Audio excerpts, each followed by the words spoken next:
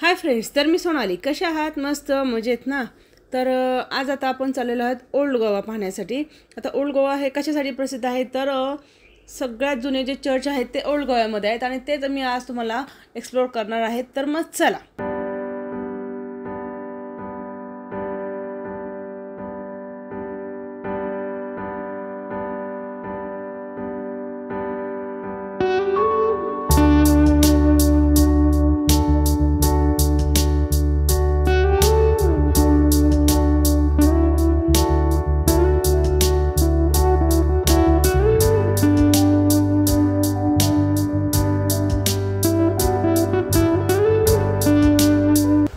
तर आता आपण आलेलो आहे ओल्ड गोवा.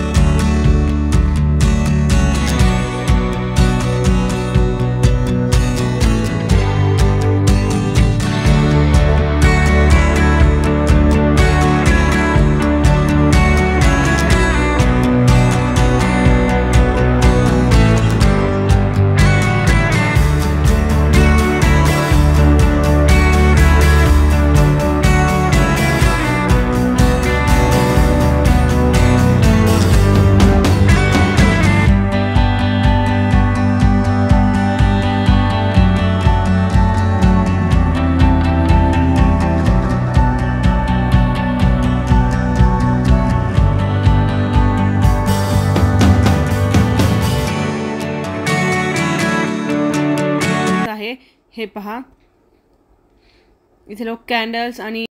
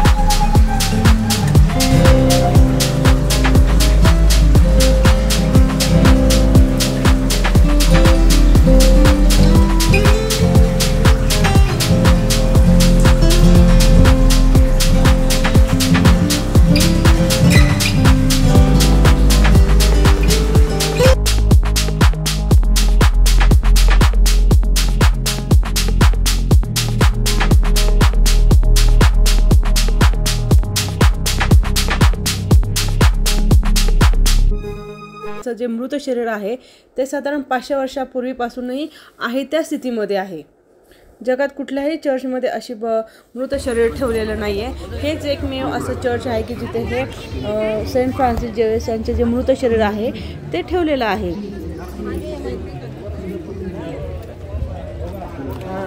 तर चला, मी तुम्हाला आता आतमध्ये चर्च कसं आहे ते दाखवते.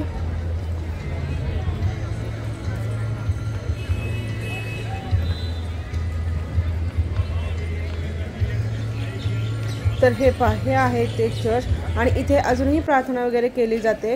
प्रार्थना घेतात आणि जे कॉन्फरन्स असतं ते संडेला होत असतात. जर सेंट फ्रान्सिस यांचा इतिहास जर म्हटलं तर त्यांचा जन्म हा स्पेनमध्ये एका राजघराण्यामध्ये झाला होता आणि सेंट फ्रान्सिस हे संत होण्याअगोदर एक शिपाई होते. तर ते भारतामध्ये ख्रिश्चन धर्माच्या प्रसारासाठी आले होते बघा. आणि त्यांनी भारत, चीन, जपान या ठिकाणी ईसाई धर्माची दीक्षा दिली होती. हेच ते आहे ते चर्च. जेव्हा ख्रिश्चन धर्माचा प्रसार करून जेव्हा ते चायनाला जात होते तेव्हा त्यांची तब्येत खराब होऊन 3 डिसेंबर 1552ला ते मृत पावले होते आणि त्यांची जी बॉडी होती ती चायनामध्ये दफन केली होती. पण त्यांनी त्यांच्या शिष्यांना सांगितलं होतं, जेव्हा मी मृत पावेल तेव्हा माझी बॉडी ही गोव्यामध्येच दफन करावी म्हणून. मग त्यासाठी 2 महिन्यानंतर चायनामध्ये परत त्यांची ती बॉडी ओपन करून जेव्हा पाहिली तेव्हा ती बॉडी आहे त्या स्थितीमध्ये होती. हे बघा, इथे समोर दिसते ती काचेची पेटी. त्यामध्येच त्यांचं ते अमृत शरीर अजूनही आहे त्या स्थितीमध्ये आहे। महत्त्वाचं म्हणजे त्यांची ही बॉडी होती ती साधारण 3 वेळा दफन केली तरीही ती आहे तशीच्या तशी होती। मग त्यांनी ती बॉडी काढून काचेच्या पेटीमध्ये या चर्चमध्ये ठेवली होती आणि साधारण ती दर 10 वर्षांनी दर्शनासाठी बाहेर घेतात। तसेच या चर्चच्या पाठीमागच्या बाजूला गेल्यानंतर तिथे पण एक छानपैकी असं कॉरिडॉर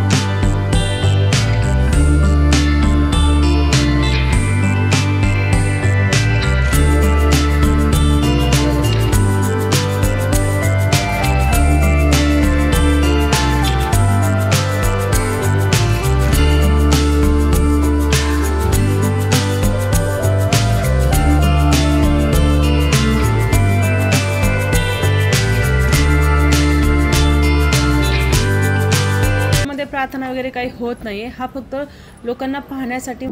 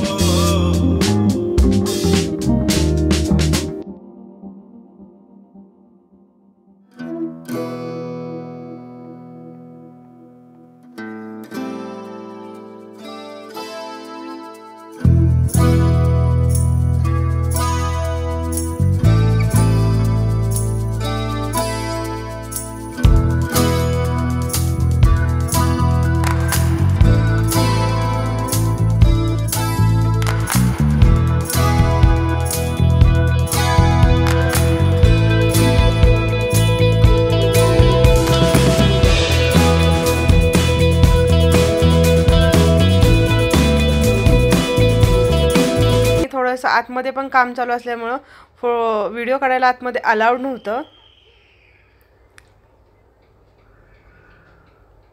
हा पण खूप मोठा असा चर्च आहे।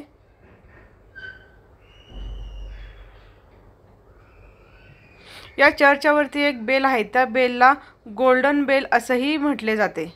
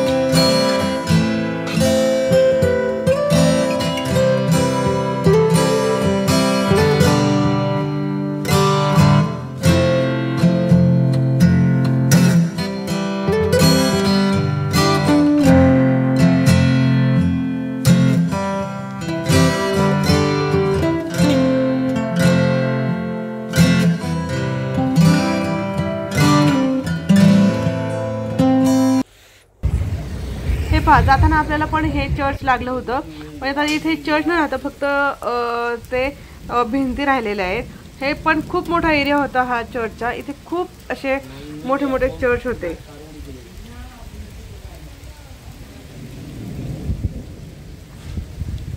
हे पहा, आता फक्त इथे ह्या भिंतीच अशा राहिलेल्या आहेत सर्व।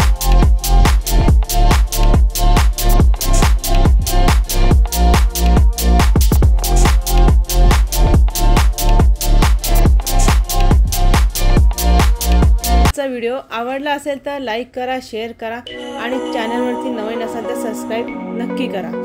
लवकरच भेटू पुढच्या ब्लॉगमध्ये।